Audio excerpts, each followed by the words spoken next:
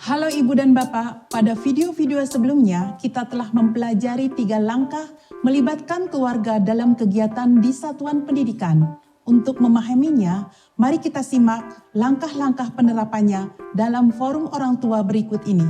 Mulai dari memetakan kebutuhan, membuat kesepakatan awal, dan saling berkolaborasi, kini kita telah sampai pada langkah keempat, yaitu melakukan proses refleksi dan evaluasi bersama dengan membuka ruang diskusi bersama keluarga.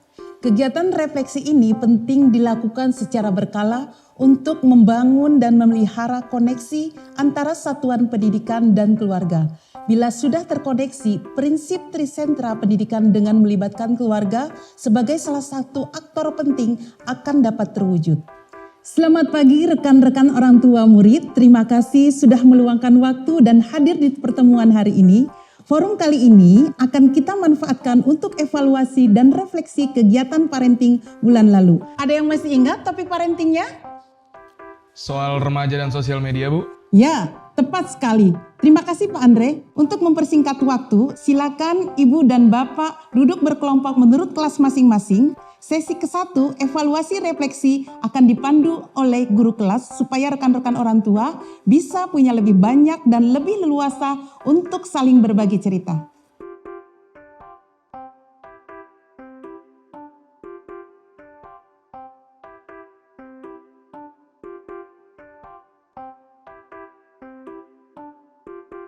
Ibu dan Bapak, pertama kita akan memanfaatkan sticky note ini dan papan untuk bahan evaluasi kegiatan parenting di bulan lalu. Saya sudah menuliskan skala angka 1 sampai 10. Silahkan Ibu dan Bapak langsung menuliskan angka dan menempatkan di papan ini untuk efektivitas forum parenting di bulan lalu. Tidak ada yang salah atau yang benar Bapak dan Ibu. Yang penting Bapak dan Ibu merasa aman dan nyaman untuk memberikan penilaian dan masukan kepada kami. Masukan ini akan membantu kami dalam perbaikan membuat program berikutnya. Di akhir sesi kami akan membagikan lembaran angket untuk Bapak dan Ibu untuk menuliskan pendapat dan saran lebih lengkap. Bagi yang menginginkan angket dalam bentuk digital, kami juga akan mengirimkan lewat media komunikasi bersama. Mohon bantuan Bapak dan Ibu untuk mengisinya. Bila ada kesulitan silahkan menyampaikan kepada saya.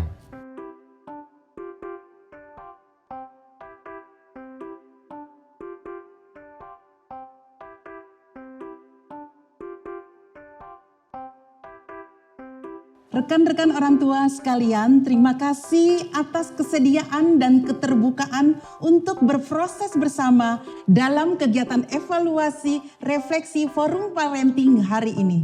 Saat diskusi berjalan tadi, saya melihat setiap kelas punya fokus diskusi berbeda, yang tentu ini sesuai dengan kondisi dan kebutuhan masing-masing. Tapi satu hal yang sama di semua kelas, setelah forum bulan lalu, sekolah dan rumah punya tugas spesifik dalam mendampingi anak-anak sesuai perannya masing-masing. Keselarasan kerja sama orang tua dan sekolah tentu akan menjadi bekal baik bagi anak-anak kita menjalani periode remaja saat ini. Ibu dan Bapak mengakhiri forum siang ini, di dekat pintu keluar nanti akan ada lembar jadwal diskusi dengan kepala sekolah. Silakan Ibu dan Bapak mengisi lembar tersebut. Bila ada hal-hal yang ingin disampaikan langsung ke saya, Ibu dan Bapak juga dapat menuliskan secara spesifik topik yang akan didiskusikan langsung dengan saya.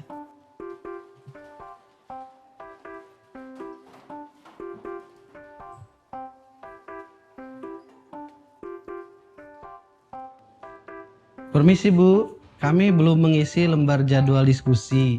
Tapi apakah Ibu ada waktu untuk kami bisa ngobrol? Oh, Pak Abdul dan Bu Rina. Boleh. Ayo ke kantor saya, kita ngobrol di sana saja. Begini Bu, ini masih ada hubungannya dengan media sosial. Sebenarnya kami kurang sepakat tentang penggunaan media sosial di kegiatan belajar. Karena dampaknya cenderung kurang baik terhadap anak kami. Terima kasih sudah mau berbagi cerita Pak Abdul. Boleh cerita lebih detail alasannya Pak, Bu? Iya Bu, kami kurang sreg kalau anak-anak disuruh buat tugas lalu dimasukkan ke media sosial. Beberapa kali anak kami sempat cerita video yang dia unggah malah jadi bahan tertawaan. Bukan sama anak-anak sekolah ini sih, tapi sama penonton lain. Saya takut ini nanti bisa mengarah ke perundungan dunia maya, Bu. Kami tidak keberatan soal memanfaatkan teknologi untuk mendukung anak-anak belajar. Tapi kayaknya ada yang perlu dievaluasi juga dari kejadian ini. Begitu ceritanya ya Pak Abdul dan Bu Rina. Apakah sempat tangkap layar untuk hal yang tadi diceritakan? Biar ini jadi bahan diskusi untuk saya dan guru-guru. Tentunya bukan itu yang kami harapkan dari pemanfaatan media sosial di kelas. Dan kalau ada kejadian seperti ini, kami perlu evaluasi dan aturkan beberapa hal secara berbeda. Sekali lagi terima kasih sudah berbagi cerita ya Ibu, Bapak. Keterbukaan ini penting agar kami juga terbantu untuk senantiasa melakukan perbaikan. Mohon Ibu dan Bapak juga bantu bercerita bila ada perkembangan lain ya. Sama-sama Bu, kami membayangkan mungkin juga ini terjadi di murid-murid lain. Dan sebaiknya itu dicegah sebelum ada dampak yang lebih luas. Ibu dan Bapak, langkah keempat pelibatan keluarga ini berfokus pada dua hal.